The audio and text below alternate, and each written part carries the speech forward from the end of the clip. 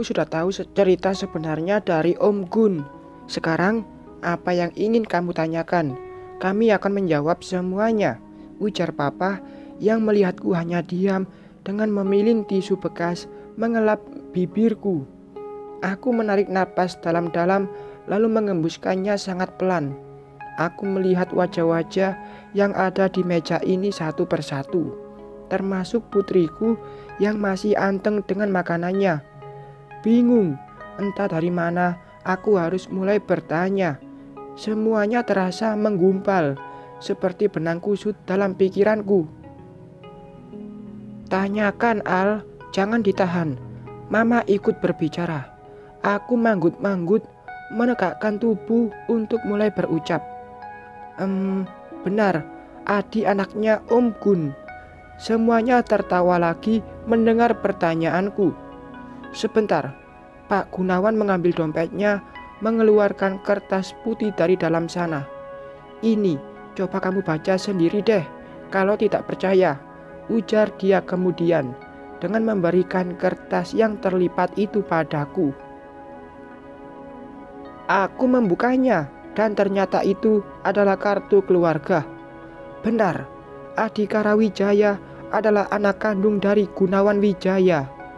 Dan kenapa nama ibu dari Adi tidak ditulis di sini? Hanya ada 2 nama yang tertulis di kolom nomor 1, dan nama ibunya Adi hanya ditulis di kolom paling akhir. Mungkinkah orang tua Adi berpisah? Masih ragu, Al? Mau tes DNA sekalian? Aku berdecak saat papa memberikan pertanyaan konyol. Emangnya mencari ayah biologis harus tes DNA segala? Entahlah, aku bingung harus bertanya apa. Enggak paham aja sama kamu yang mau-maunya disuruh jadi supir, ujarku menunjuk pria yang cuma cengar-cengir tanpa dosa itu. Menyebalkan. Kalau soal itu, silakan kamu tanyakan sendiri pada Adi. Mungkin dia punya jawaban lain yang bisa membuatmu puas. Pak Gunawan kembali berbicara. Pandanganku buat setajam mungkin menatap Adi yang juga tengah melihat ke arahku. Nanya aja, gak usah melototin gitu. Aku mengerjapkan mata beberapa kali saat Adi berujar. Oke, kenapa kamu mau jadi supirku? Kenapa mau dijodohkan denganku? Kenapa mau menunggu selama 5 tahun pernikahanku? Kenapa enggak nikah-nikah sama wanita lain? Stop! Adi mengadahkan tangan, menyuruhku diam. Jika Nona Alina mau tahu semuanya, mari ikut saya. Tidak enak jika pembicaraan kita disaksikan orang tua. Ini terlalu pribadi. Maaf ya, Pak, Ibu dan Bapak. Saya mohon izin bawa Alina sebentar. Silahkan, Di. Bicarakan dari hati ke hati, ucap Mama menyetujui. Adi sudah berdiri siap untuk pergi. Entah kemana dia akan membawaku. Aku yang memang membutuhkan jawaban, tidak ada pilihan lain selain mengikuti dia. Dan pintarnya, dia membawa serta Safa agar aku mau ikut dengannya. Aku keluar dari private room yang ada di restoran ini, lalu naik ke lantai 2 yang suasananya lebih santai dan terbuka.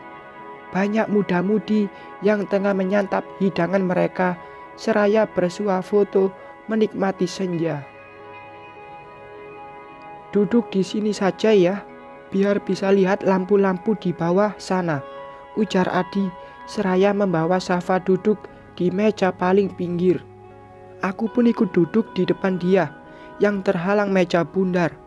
Safa, dingin gak? Kalau dingin pakai jas Om ya. Adi membuka jasnya, memberikan kepada putriku. Safa tertawa karena baju yang diberikan Adi sangat kebesaran di tubuh kecilnya. Sedangkan pria itu terlihat lebih rapi dengan kemeja putih yang dia masukkan ke dalam celana. Lengannya digulung hingga siku, menambah karisma yang berbeda dari dirinya. Pramusaji datang mengantarkan pesanan Adi yang terdiri dari 3 coklat panas. Kami masih saling diam, menikmati langit ibu kota yang sebentar lagi menggelap. Lampu-lampu dari rumah-rumah penduduk sudah mulai menyala dan menjadi pemandangan yang dinanti di tempat ini. Bicara Di, kataku mulai tidak sabar. Oke, kamu mau mendengarkan ceritaku yang mana? Banyak sekali yang belum aku ceritakan padamu. Tidak ada lagi kata Nona. Adi mengganti panggilannya jadi aku dan kamu. Dasar aktor. Kenapa mau menerima perjodohan ini? Tanyaku akhirnya. Karena aku memang menginginkannya. Aku mengerutkan kening. Menginginkannya. Terlalu percaya diri kak aku jika mengatakan dia menyukaiku. Kenapa mau menungguku selama 5 tahun? Karena aku peduli. Kamu kasihan padaku? Tanyaku lagi. Awalnya iya, tapi lama-lama rasa itu berubah dengan sendirinya. Dari iba jadi cinta. Aku melebarkan mata menanggapi ucapannya.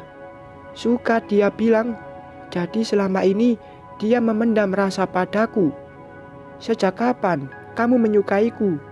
Sejak beberapa tahun ke belakang, ujar Adi. Aku mengingat beberapa tahun ke belakang itu, di mana aku jadi lebih sering menghubungi dia untuk meminta bantuan mengumpulkan bukti perselingkuhan Mas Haikal dengan Amira. Apa sejak itu dia mulai menyukaiku? Rasanya aku tidak percaya. Tidak mungkin hanya karena iba bisa jadi cinta. Apalagi pertemuan kami tidak intens.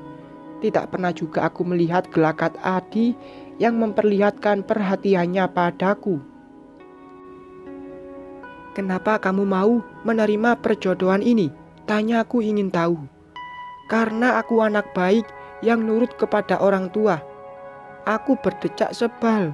Itu bukan jawaban dia yang sebenarnya, tapi sebuah sindiran untukku. Aku serius, Adhika Rawijaya. Adi terkekeh dengan memalingkan wajah ke arah Safa.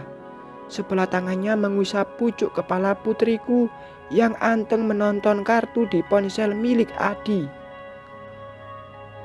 Oke lah, akan aku ceritakan. Awalnya aku juga menolak saat papa membicarakan ini padaku. Apalagi saat beliau memperlihatkan fotomu. Aku sama sekali tidak tertarik. Hingga akhirnya papa memberitahukan jika kamu anaknya Pak Dinata. Barulah aku berpikir ulang untuk menolak. Loh, memangnya kenapa kalau aku anak papa? Kembali aku bertanya. Jujur, aku mulai menikmati perbincangan ini. Ingin tahu semua tentang dia. Entahlah, sepertinya aku melihat ada sesuatu antara papa dan Adi yang tidak aku ketahui. Karena aku berhutang pada papamu. Hutang? Hutang apa? Tinggal bayar saja kan bisa. Kenapa harus dengan menjadi suamiku? Ini bukan hutang uang, tapi hutang budi. Sejak dulu aku selalu diingatkan sama papa jika kami punya hutang budi yang sangat besar. Bisa dibilang hutang nyawa sama bapak, seperti air di sungai. Adi pun menceritakan apa yang dia alami di masa lalu, hingga melibatkan papa yang dia anggap sebagai malaikat penolong. Dari tragedi itu jugalah awal persahabatan papa dan Pak Gunawan terjalin, hingga tercetusnya perjodohan yang sudah lama direncanakan. Aku tidak tahu apakah aku yang tidak mengingat kejadian itu atau memang papa tidak pernah menceritakannya padaku, hingga sama sekali tidak tahu apa-apa tentang ini. Kamu kan punya anak. Jika hal itu terjadi pada Safa, mungkin gak kalau ucapan yang keluar dari bibir papaku akan kamu ucapkan juga? Tanya Adi di akhir kalimatnya. Orang tua mana yang mau kehilangan buah hatinya? Tidak akan ada, Di. Aku pun mungkin akan melakukan hal itu, atau bahkan lebih. Ya, jadi Izinkan aku untuk memenuhi nazar dan sumpah ayahku untuk selalu melindungi keluarga Dinata hingga turunannya. Aku memalingkan wajah ke sembarang arah. Di satu sisi aku ingin menolak, tapi di sisi lain hati kecil tidak mengizinkan. Jujur, aku tidak tahu harus berbuat apa-apa sekarang ini. Aku tidak memiliki sedikit pun rasa pada Adi, selain sebagai majikan pada supirnya. Entahlah, meskipun sudah tahu jika pria itu adalah anak orang kaya, pemilik perusahaan tekstil yang sukses, tapi aku tidak bisa menghilangkan sosok supir dari dirinya. Sombongkah aku? Ah, bukan. Aku hanya belum terbiasa melihat dia sebagai seorang pangeran. Mataku masih melihat dia sebagai pesuruh. Kamu tidak kecewa saat aku memutuskan untuk menikah dengan Mas Haikal? Tanyaku kemudian. Enggak, justru aku sangat bahagia karena aku akan terbebas dari perjodohan itu. Tapi bahagiaku tidak berlangsung lama, hanya beberapa tahun saja. Setelahnya rasa iba muncul dalam diri ini saat tahu jika pernikahanmu tidak baik-baik saja. Percaya gak kalau sebenarnya aku sering datang ke rumahmu dulu hanya untuk melihat keadaanmu. Adi memperbaiki letak duduknya jadi semakin santai. Ia bersandar dengan kedua jari-jari tangan saling bertautan. Tatapannya masih padaku. Tahu waktu aku meneleponmu kan? Bukan. Adi menyangkal tebakanku. Lalu kapan? Saat kamu hamil besar dan masih harus bekerja. Pernah satu hari kamu pulang kerja lelah, tapi sampai rumah bukannya istirahat, malah harus kembali bekerja, memasak, dan membereskan rumah yang berantakan. Itu waktu kamu hamil besar loh. Dan aku lihat kamu nangis di teras rumah dengan memeluk lutut. Itu pas waktu maghrib. Aku tersenyum getir. Tiba-tiba bayangan menyakitkan itu kembali hadir. Benar, apa yang dikatakan Adi memang benar. Aku masih mengingatnya. Penderitaanku hari itu tidak sampai di situ. Aku bahkan tidak makan sampai pagi karena makanan yang habis oleh Mas Haikal dan teman-temannya. Untuk memasak lagi pun tubuhku sudah sangat lelah. Hingga akhirnya aku hanya makan sepotong roti agar anakku di dalam perut tidak kelaparan. Sangat menyedihkan. Jangan dibahas lagi, Di. Aku tidak ingin kembali ke masa itu. Maaf, tidak ada maksud untuk membuka luka lama, ujar Adi seraya memberikan sapu tangannya padaku. Aku mengambilnya, mengusap kedua sudut mata yang mulai mengeluarkan cairan bening. Lukaku masih sangat basah ternyata. Hanya mengingatnya saja aku sudah kesakitan. Azan maghrib telah berkumandang. Adi menyudahi perbincangan kami hari ini. Aku kembali ke bawah, tapi ternyata sudah tidak ada orang tua kami di sana. Papa dan Mama sudah pergi terlebih dahulu. Terus aku pulangnya gimana? Ujarku saat sudah di luar restoran. Kenapa bingung? Kan ada supir, ujar Adi seraya menaik turunkan alis. Aku mengerucutkan bibir seraya memalingkan wajah melihat putriku yang sepertinya sudah mengantuk itu. Mata sipitnya sudah memerah dengan wajah yang terlihat lesu. Aku mau cari masjid dulu. Kamu boleh diam di mobil bersama Safa, ujar Adi memberikan ide. Namun aku menolaknya. Akhirnya aku dan Safa pun ikut dengan Adi mencari masjid terdekat untuk menunaikan sholat maghrib. Kemudian pulang ke rumah setelahnya.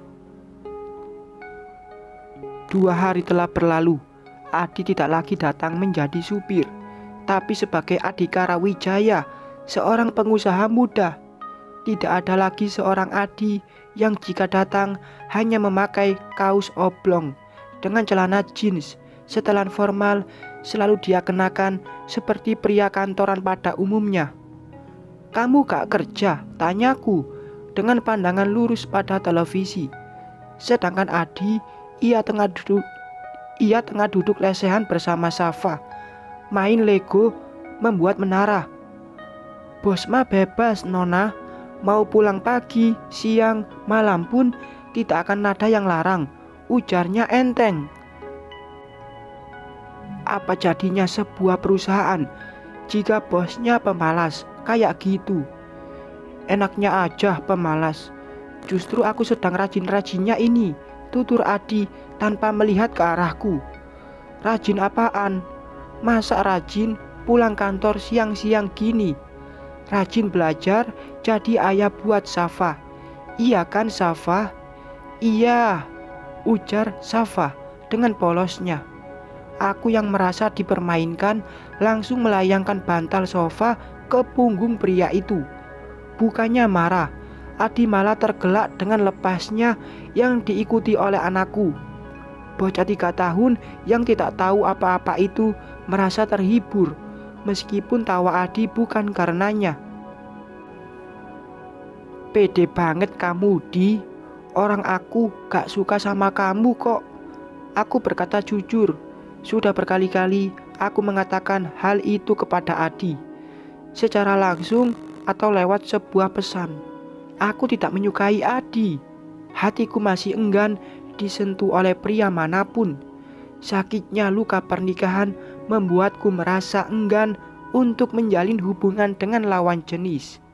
Namun jawaban Adi masih tetap sama. Tidak peduli dengan perasaanku, tapi peduli dengan hidupku. Entah di mana letak pikiran Adi sampai harus berkata demikian. Jika aku menjadi dia, tentu saja lebih memilih mencari wanita lain yang akan menerima cintanya, bukan terus memperjuangkan hati yang sedang mati suri. Ning, ini ada kiriman paket, Bi Narsi dengan sebuah paper bag di tangannya. Dari siapa? Tanyaku. Tidak tahu, Neng. Ini, dilihat saja. Mungkin ada nama pengirimnya di dalam. Aku mengambil paper bag dari Bi Narsi, kemudian membuka dan mengambil isi di dalamnya. Baju anak, ujarku, seraya mengangkat setelan anak perempuan berwarna merah muda. Cantik sih, tapi menurutku akan kecil di tubuh putriku. Dari siapa? Tanya Adi. Ia membiarkan Safa bermain sendiri dan dia duduk di sampingku. Enggak tahu. Tidak hanya baju yang ada di dalam paper bag tersebut. Sebuah kotak kecil turut ada di dalamnya. Aku mengambil kotak tersebut lalu membukanya. Ternyata isinya sepasang sepatu dengan warna senada seperti baju tadi. Di pinggirnya ada 2 ikatan rambut beserta bando kain dengan bunga-bunga cantik di atasnya. Ada suratnya tuh, coba lihat, tunjuk Adi. Aku pun mengambilnya dan membaca kata yang ditulis tangan itu. Untuk anak ayah yang paling cantik, bilang sama mama, nanti pakaikan baju itu lalu foto, terus kirimkan ke ayah biar bisa jadi pengobat rindu. Meskipun tidak ada nama si pengirim, tapi aku sudah tahu siapa orang yang memberikan ini. Siapa lagi kalau bukan Mas Haikal? Lagi-lagi kata rindu dia ucapkan, rindu yang palsu. Dari Haikal? Tanya Adi. Aku hanya mengangguk. Katanya gak mau anak perempuan. Kok sekarang perhatian? Bukan urusanmu, ujarku, memasukkan kembali barang-barang itu. Adi bangkit lalu berlalu tanpa sepatah kata pun. Marahkah dia padaku? Ah, biarkan saja. Apa peduliku kalau dia marah? Aku mengedikkan bahu, kembali melanjutkan menonton televisi. Safa masih anteng dengan Lego dan poponya. Sesekali dia berdecak kesal saat mainan yang dia susun jatuh tersenggol tangannya sendiri. Makan dulu nih. Lah, aku pikir kamu pulang, ujarku, menyadari Adi kembali dengan 2 mangkuk sup di tangannya. Adi menyimpan nampan di atas meja, lengkap dengan nasi yang masih mengepul. Aku lapar. Setelah makan, nanti aku kembali ke kantor, ujarnya enteng. Dia mulai sibuk dengan sup buatan Bik Narsi, mengipasinya menggunakan majalah agar cepat dingin. Safa yang tahu ada makanan langsung meninggalkan mainannya dan mendekati Adi yang tengah duduk bersila di depan meja kaca. Tanpa rasa jijik, Adi berbagi makanan dengan putriku. Ini gak mau, ujarnya, menunjuk satu mangkuk sup yang masih utuh. Maulah, enak aja, mau dimakan semuanya. Aku beringsut turun dari sofa, ikut duduk lesehan seperti Adi dan Safa. Ih, apaan ini mah? Gak ada dagingnya, cuma tulang doang. Kamu sengaja ya, kataku, seraya mengerucutkan bibir. Namanya juga sup tulang, Al. Ya, pasti banyak tulang. Kalau nggak percaya, lihat aja yang di meja makan. Sama semua kok. Tapi tadi aku lihat di mangkukmu ada dagingnya deh. Ih, kamu ambil semuanya ya, tudingku pada Adi. Enak aja, yang tadi mah kebetulan, rezeki Safa. Aku memanyunkan bibir, mengaduk sup yang sudah menghangat. Tadi pagi, aku memang menyuruh Bik Narsi untuk membuatkan sup tangkar ayam. Makanan ini paling sering aku masak saat menikah dulu. Maklum, kalau beli daging mahal, kalau tangkar dampaknya banyak. Itu yang ada dalam pikiranku dulu. Lama-lama, makanan ini menjadi hidangan favorit. Dan sekarang aku tengah merindukannya. Menikmati tulang ayam dilengkapi dengan sayuran sebagai temannya. Kok cuma diaduk sih? Mau tukeran tulang sama aku gak? Tawar Adi membuatku mengangkat kepala. Tuker sama kuahnya doang gitu, ujarku saat melihat isi mangkuknya yang tinggal sedikit. Bukan. Terus aku jadi tulang punggung, kamu jadi tulang rusuknya. Gimana? Aku memutar bola mata dengan bibir mengerucut. Sebenarnya mau senyum, tapi aku tahan. Gengsi. Bersambung.